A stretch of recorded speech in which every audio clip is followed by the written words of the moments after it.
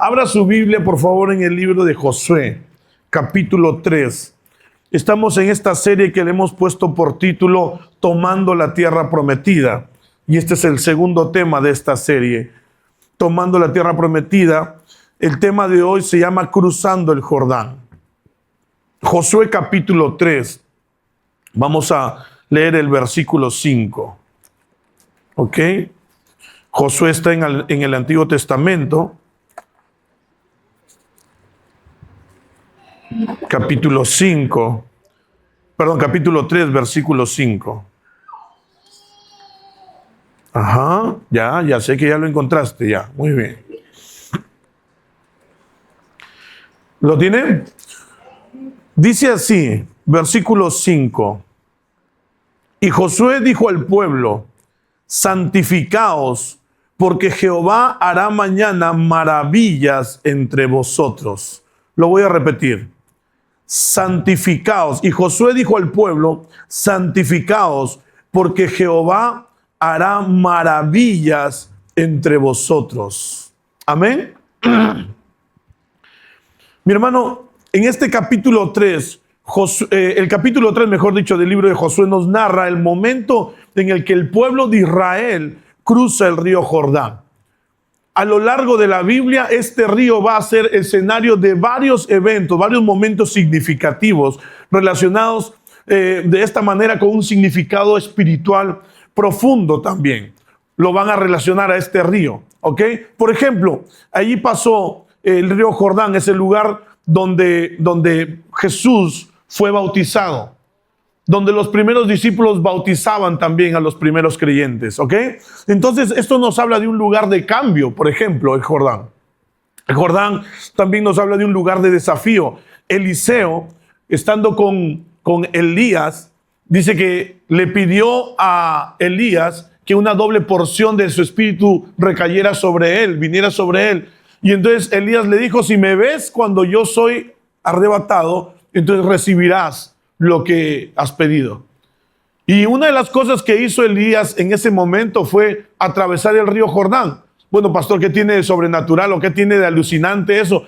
Pues que Elías agarró su manto y entonces lo golpeó al río Jordán con su manto, y dice el texto bíblico que el río se abrió y pasaron en seco los dos. Elías fue arrebatado por el Señor.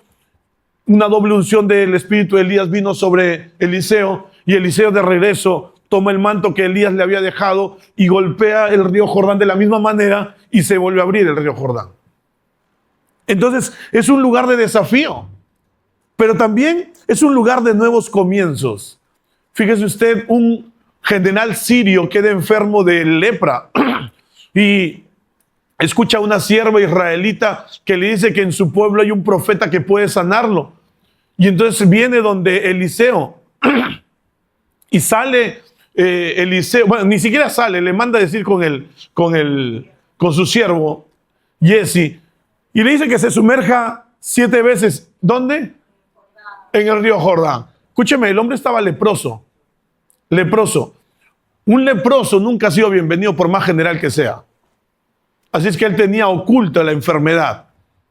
Así hay muchas personas, muchos de nosotros tenemos ocultas muchas cosas, guardaditas, tapaditas ahí, que nadie las vea, porque la lepra emite un olor horrible, a putrefactado, porque literalmente es como que se putrefacta la carne estando en nosotros. Esa es la lepra. Y en su extremo, la lepra, pues la carne se va cayendo. Pero el tema es este, fíjese, que Naamán, humillado digo yo, porque él se creía que en Siria pues hay muchos ríos mucho más bacanes que el Jordán. Pero el tema del Jordán no es la pureza de sus aguas, el tema del Jordán no es que es más bonito que los demás, es simplemente que Dios lo usó porque estaba allí. ¿Está conmigo?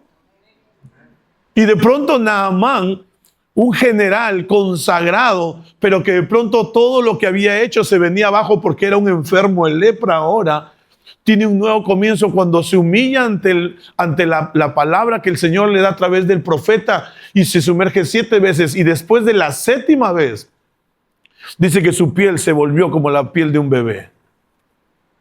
¿Se imagina usted? Yo me imagino a Naamán ahí sumergiéndose una vez, ve no pasa nada, son 7, general. 2, 3, 4, 5, no está pasando nada. Son 7, general. 6, no ve nada. 7, y sale la piel como debe. Mi hermano, no es una fórmula para sanar. Es simplemente el hecho de cómo cuando una persona se rinde al Señor, Dios hace cosas excepcionales. Dile al que está a tu costado, y tú no eres diferente. Mi hermano, entonces el río Jordán también nos habla de nuevos comienzos en nuestras vidas. Esto fue un nuevo comienzo para Naamán justamente. Israel cruzó este río también para entrar a la tierra prometida. Era un nuevo comienzo para Israel. 40 años antes había estado ahí en el mismo lugar y no lograron entrar por el temor, por el miedo de su gente. Pero hoy volvieron a estar allí. Tuvieron una segunda oportunidad. Dile una segunda oportunidad. Dile al que está a tu costado, una segunda oportunidad. Y tal vez tú puedas tener una segunda oportunidad, y es importante que cruces ese Jordán, porque si no lo cruzas, no vas a tomar la tierra prometida. No vas a tomar las promesas de Dios para tu vida. Yo no sé cuál sea tu Jordán, pero la verdad es que muchos de nosotros tenemos Jordanes que cruzar, retos, decisiones, pruebas que marcan la transición hacia algo mejor. Y están en tus manos. No es que no lo puedas hacer. Puede darte miedo, pero lo puedes hacer. Dios está contigo. El que Dios esté contigo no quiere decir que no vas a pasar por el Jordán. ¿Está conmigo? Y si usted lee toda la historia, el Jordán que los israelitas lo cruzaron en el momento en el que el Jordán desbordaba. La temporada en que el Jordán desbordaba. Quiere decir que tenía más caudal de lo normal. Y así lo cruzaron. Y me está picando la lengua en contarles cómo lo cruzaron. Dice, después lo vamos a observar, pero los levitas fueron primero con el arca del pacto. Mire, no fueron los ingenieros, no fueron los que sabían más acerca de cómo navegar el Jordán o cómo cruzarlo. No. Fueron los levitas, los que llevaban el arca del pacto, porque era el arca del pacto representaba la presencia de Dios. ¿Ok? Y ellos pisaron el Jordán. Y dice la Biblia que cuando ellos pisaron el Jordán y avanzaron un poco hasta cierta altura de su cadera, más o menos, dice que, o de su rodilla, no me acuerdo bien, dice que en ese momento el Jordán, que se desbordaba por otros lugares, se paró. Y era como que le hubieran puesto, yo lo traduzco así, como que le hubieran puesto un vidrio ahí y las aguas se contenían allá. Y no avanzaban más. Y para el lado de ellos se secó. Y allá estaban las aguas como amontonadas, hasta cuando todo el pueblo hubo pasado. Y entonces el agua continuó. ¿Está conmigo? Iglesia, es que ese Jordán no te tiene que detener. Tal vez le puedas tener miedo. Tal vez en ti se ha levantado inseguridad por ese Jordán. ¿Estará Dios conmigo si paso este Jordán? Si tomo esta decisión, si hago esto, ¿estará Dios conmigo? Pues fíjate, esa es una seguridad que tú vas a tener, vas a necesitar tener en tu interior, porque si no tienes la seguridad que Dios está contigo, entonces no solamente te van a flaquear las piernas, sino que se te van a desmoronar. Porque esto es un acto de fe. Amén. Lo que Josué estaba haciendo con los israelitas era un acto de fe. Como vimos la semana pasada vimos que Josué hizo, lo primero que Josué hizo cuando ya iban a tomar la tierra prometida, ¿qué fue? ¿Se acuerda? Mandaron 2 espías. Y esos espías, después de la experiencia que tuvieron, le trajeron la noticia: el Señor está con nosotros, esa tierra es nuestra. ¿Qué? ¿Se fueron los gigantes? No, ahí están. ¿Ya abrieron las puertas de la ciudad? No, están cerraditas. ¿Que tumbaron sus murallas? No, ahí están bien paradas. ¿Y cómo es que la vamos a tomar? El Señor nos la ha dado. El Señor nos la ha dado. Hermano, cuando Dios está contigo, Dios se encarga de hacer con los que están en contra de él lo que tiene que hacer él. A ti y a mí nos toca dar el paso y salir, ir adelante. ¿Está conmigo, iglesia? Hoy día quiero que usted y yo veamos, mi hermano, tres cosas. El capítulo 3 nos enseña 3 acciones que toma Josué para cruzar este Jordán. Amén. Y quiero que aprendamos esas 3 cosas, esas 3 acciones que hace Josué, porque son cosas que usted y yo podemos hacer también en el nombre del Señor. Y son cosas que a usted y a mí nos van a ayudar para ponernos en marcha, para cruzar ese Jordán. La primera cosa está justo en el versículo 5 que acabamos de leer. Dice, entonces Josué dijo al pueblo, santificaos, porque Jehová hará maravillas entre vosotros. Esta santificación, ¿cómo la hicieron ellos?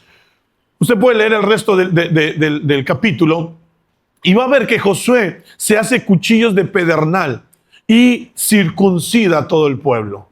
¿Ok? Los va a circuncidar, se santifican. ¿Por qué? Porque los que salieron de Egipto salieron circuncidados.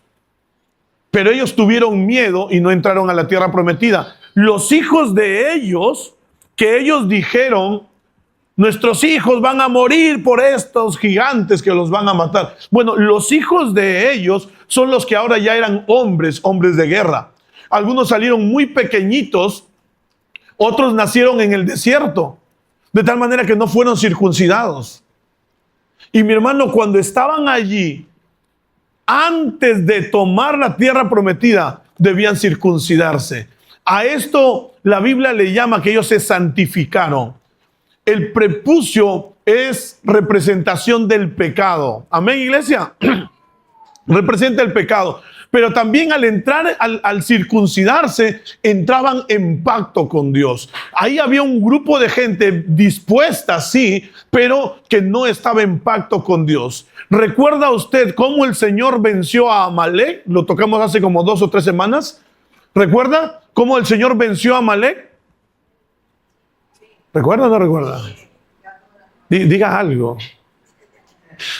Venció a Amalek, mire, ¿con quiénes? Con personas que de pronto tuvieron miedo a conquistar.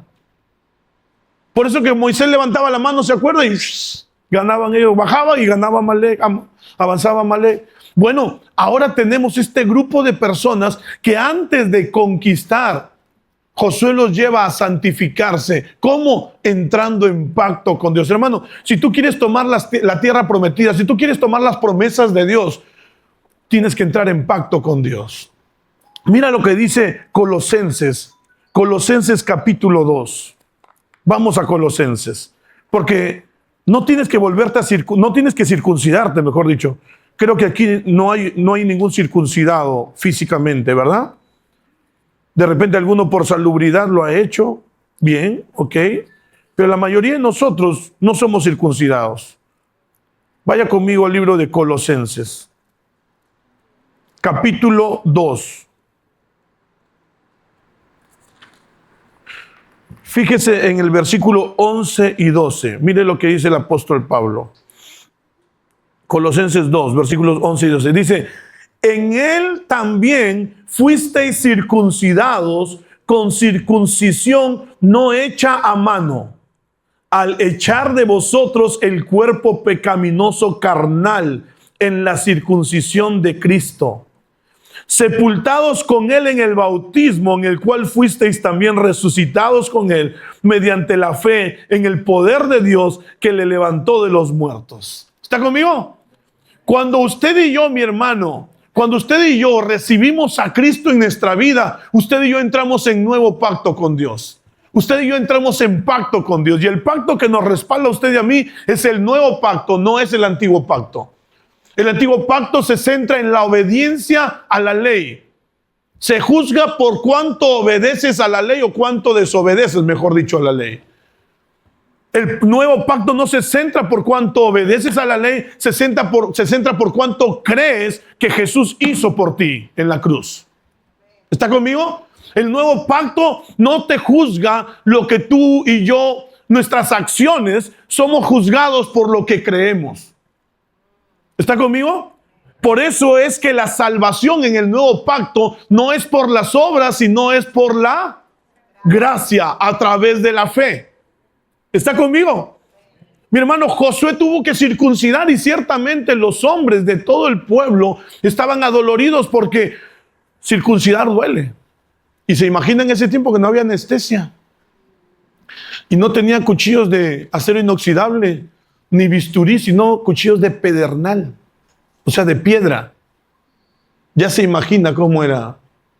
A pedradas los circuncidados. No, eso fue una broma. Pero, hermano, era doloroso.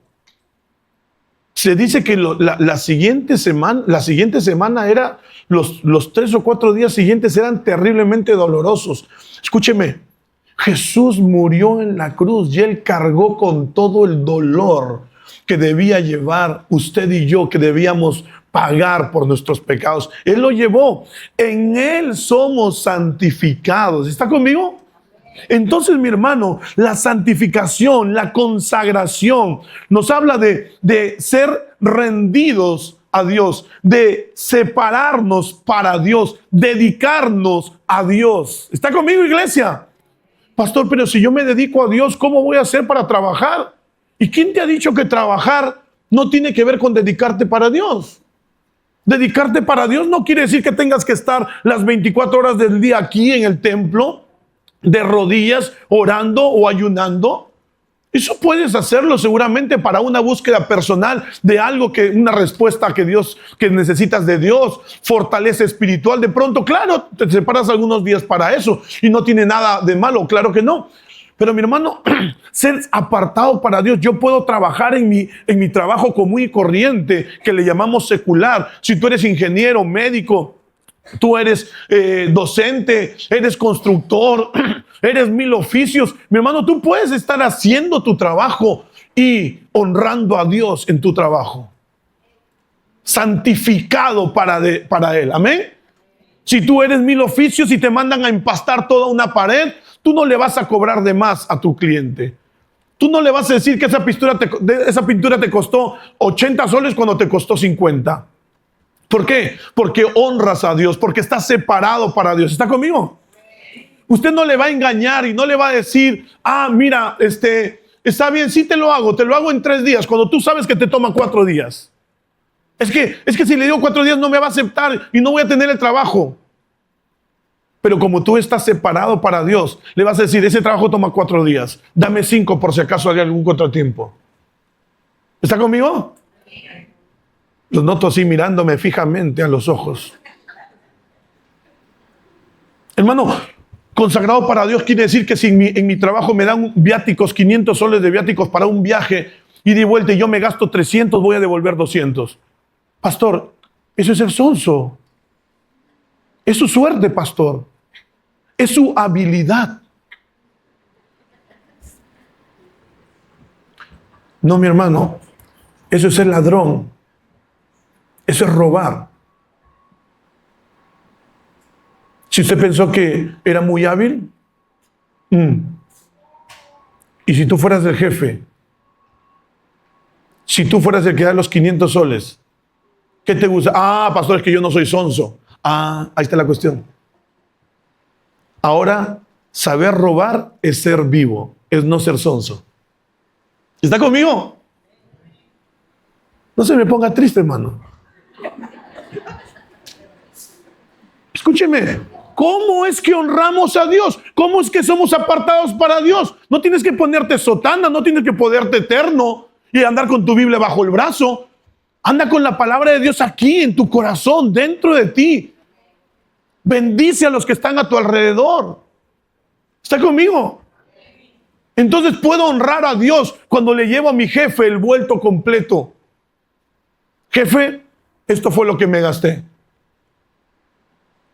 Puedo hacerlo bien cuando veo y hago un contrato y veo unos planos para una obra y entonces veo que estén bien hechos. Si esa es mi especialidad, veo que estén bien hechos. Y si están mal hechos, entonces los reboto para que puedan corregir.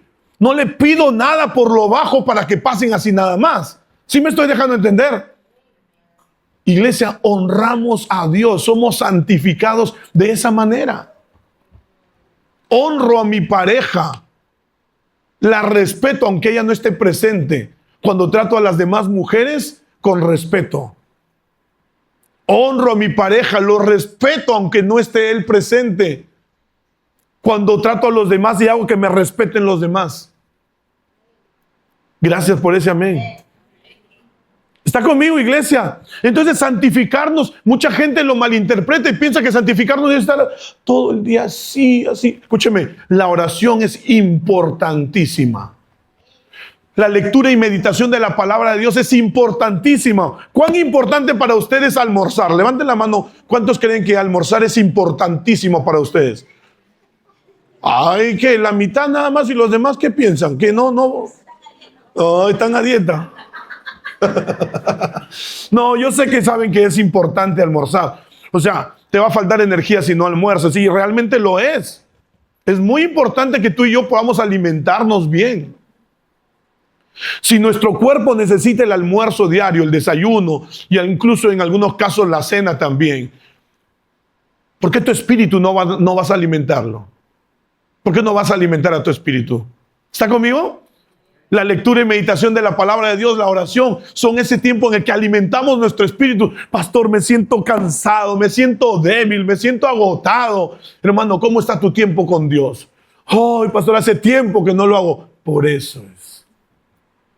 Esa es la primera razón por la que los creyentes flaquean y se vienen abajo. ¿Por qué? Lo primero que descuidamos, ¿qué es? Nuestro tiempo personal con Dios.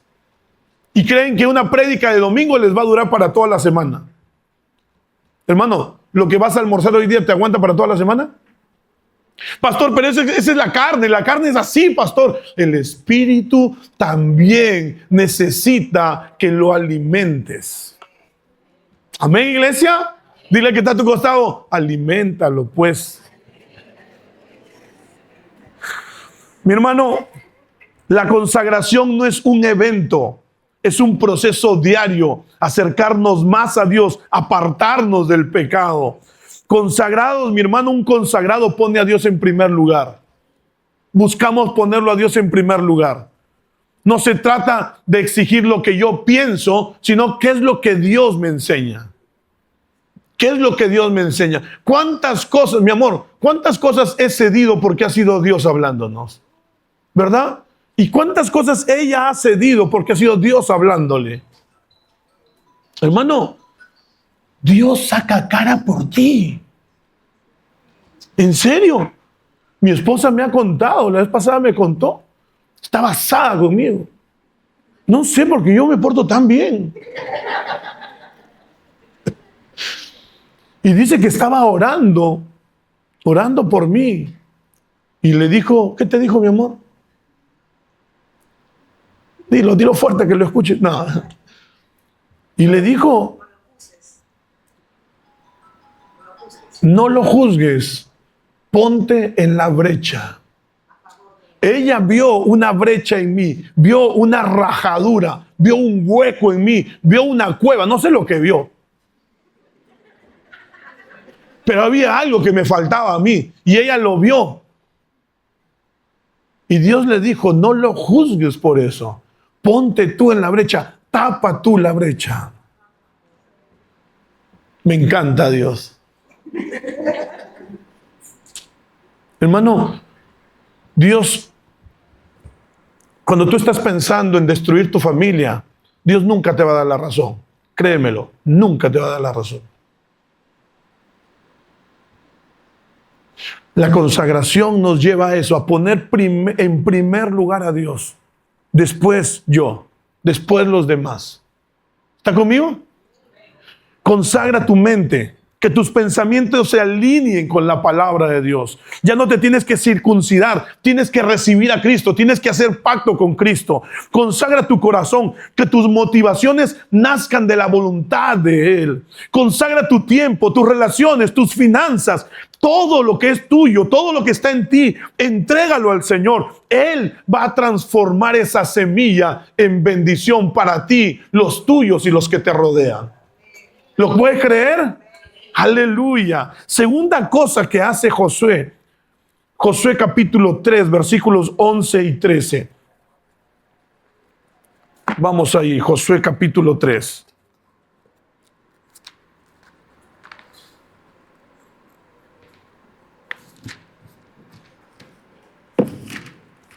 Versículos 11 y 13 dice: he aquí el arca del pacto del Señor de toda la tierra pasará delante de vosotros en medio del Jordán. Perdón.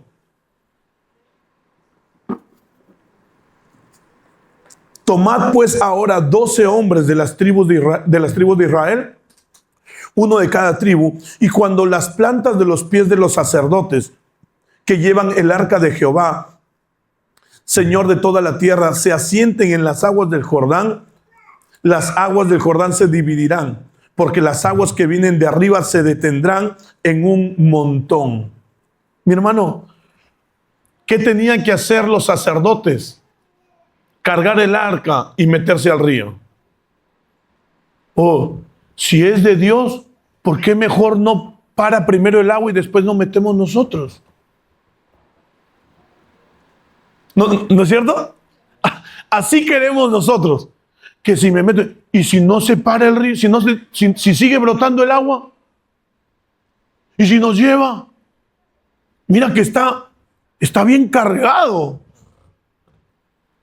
Pero el Señor les dijo: métanse primero. Y cuando los sacerdotes pongan sus pies sobre el río, yo voy a parar el agua. ¿Qué es eso? ¿Qué es eso? Dígalo fuerte, ¿qué es? La segunda cosa, si usted y yo queremos cruzar el Jordán que nos ha tocado cruzar a usted o a mí, necesitamos usar de fe. Caminar por fe. Escúchame bien, no vas a caminar por vista. No puedes recibir una promesa de Dios caminando por vista, por lo que ves. Porque lo que ves muchas veces dice, no se puede. Lo que vemos con estos ojitos dice, no se puede.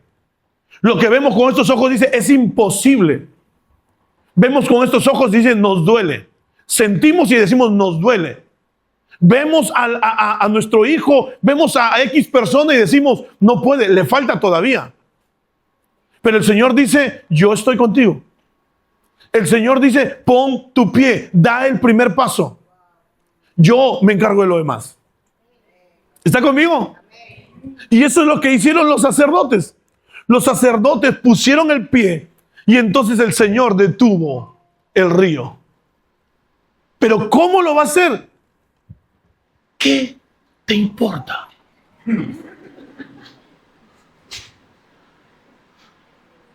¿Para qué queremos cómo lo va a saber? Lo va a hacer. Él sabe cómo lo hará. Hizo que se quede allá.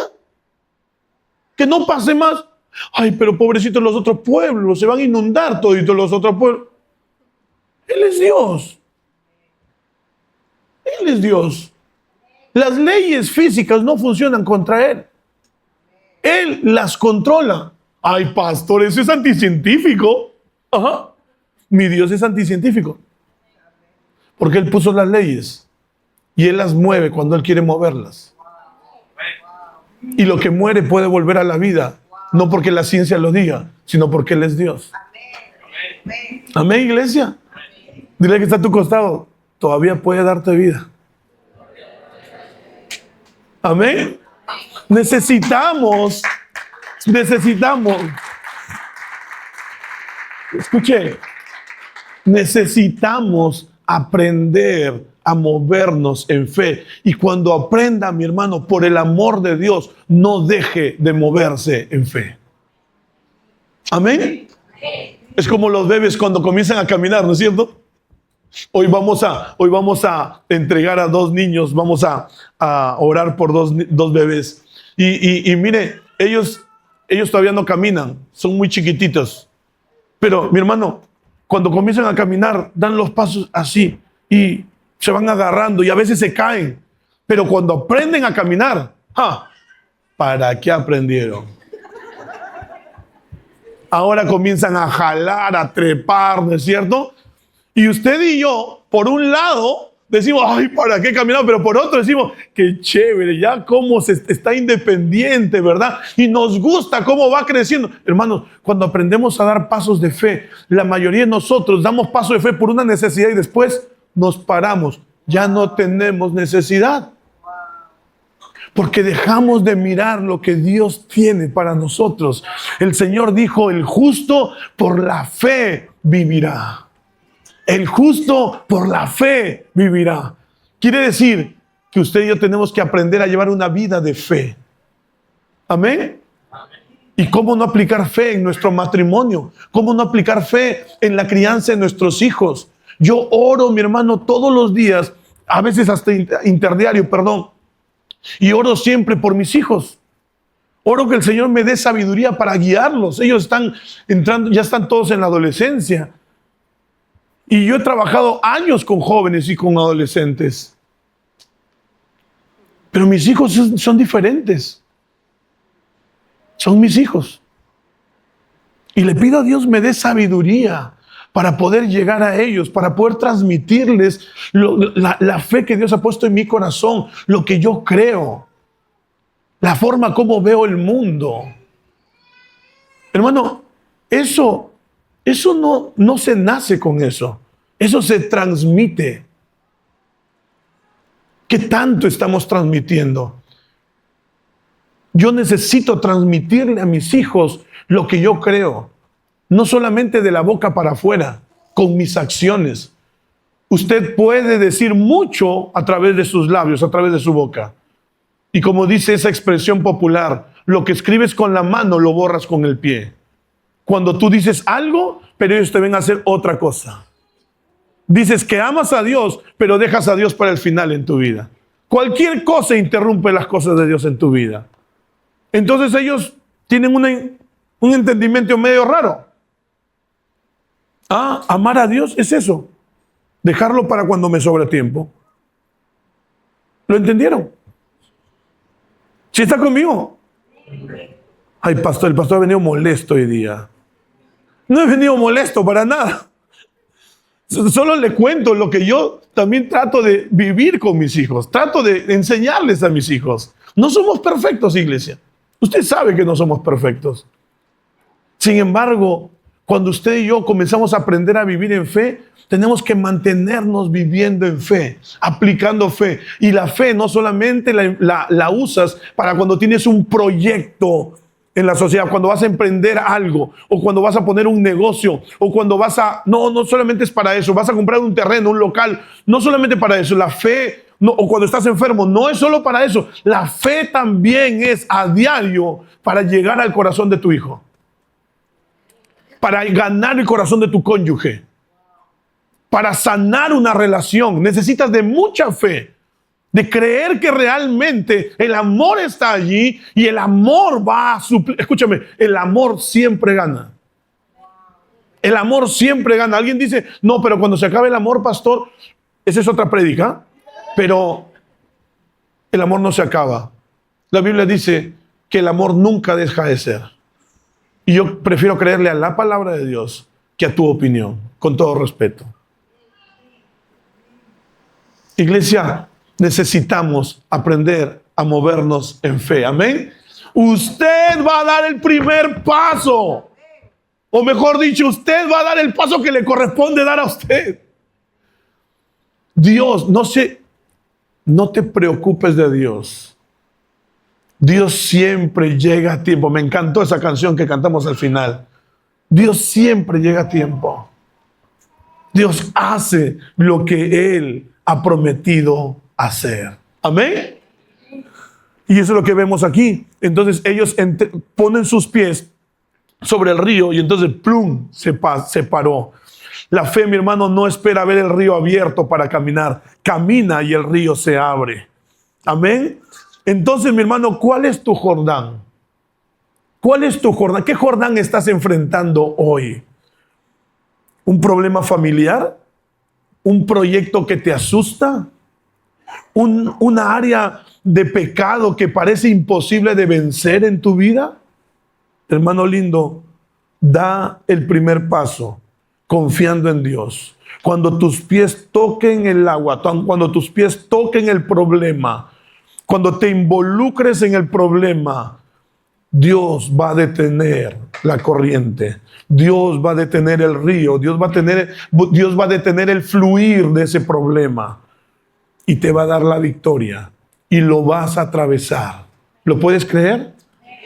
Pero escúchame bien. Si no te metes al río, si no te involucras en el problema, si no te involucras en la situación, si no das ese primer paso, no vas a encontrar la apertura para atravesar ese problema. Amén. Mira que está a tu costado, dile, a alguien le están hablando. Y por último, mi hermano, por último, ¿qué hizo Josué? Sigue el arca. Sigue al arca. Amén. Versículo 14. Fíjese ahí en Josué capítulo 3, el mismo capítulo 3 que venimos leyendo. Fíjese en el versículo 14, dice al 17, dice, y aconteció cuando partió el pueblo de sus tiendas para pasar el Jordán con los sacerdotes delante del pueblo, llevando el arca del pacto. Cuando los que llevaban el arca entraron en el Jordán y los pies de los sacerdotes que llevaban el arca fueron mojados a la orilla del agua, porque el Jordán suele desbordarse por todas sus orillas todo el tiempo de la siega.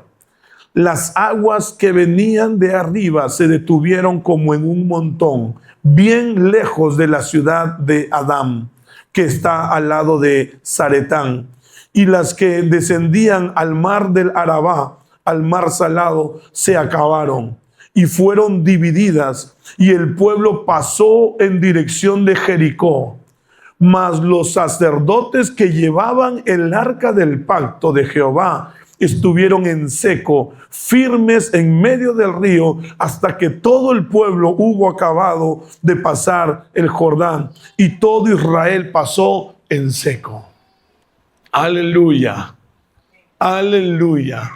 Hermano, el arca del pacto representa la presencia de Dios. El mensaje aquí es bien claro. Déjate guiar por el Señor. Tienes que aprender a ser guiado por Dios. No puedes pensar que vas a avanzar en la vida y por venir acá a la iglesia, listo, eso es todo. No, mi hermano, usted tiene que ser un creyente activo. No sea un creyente pasivo. Un creyente activo es aquel que ha aprendido a dejarse guiar por el Señor. La presencia de Dios llena su vida. ¿Está conmigo? Un creyente pasivo es aquel que viene, asiste todos los domingos a la iglesia, escucha el mensaje y se va a su casa prácticamente tal y cual llegó. Pero un creyente activo es aquel que todos los días busca la presencia de Dios y experimenta la presencia de Dios y aprende a reconocerla. Amén. Pastor, eso no me pasa a mí. ¿Qué soy yo? Si tú eres un creyente, entonces, mi hermano, es algo que debes procurar a partir de ahora. La presencia de Dios, dejarte guiar por la presencia de Dios. Pastor, es que yo no entiendo. Entonces, hermano, entiende pues. ¿Cuándo vas a entender? ¿Hasta cuándo vas a decir, pastor, yo no sé? Pastor, yo no entiendo. Yo conozco a varios de ustedes que hoy día se dedican a algo a lo que no hicieron hace años atrás. ¿Por qué hacen eso si no sabían hacerlo? ¿Por qué? Aprendieron. Amén. Eso quiere decir que todavía puedes aprender.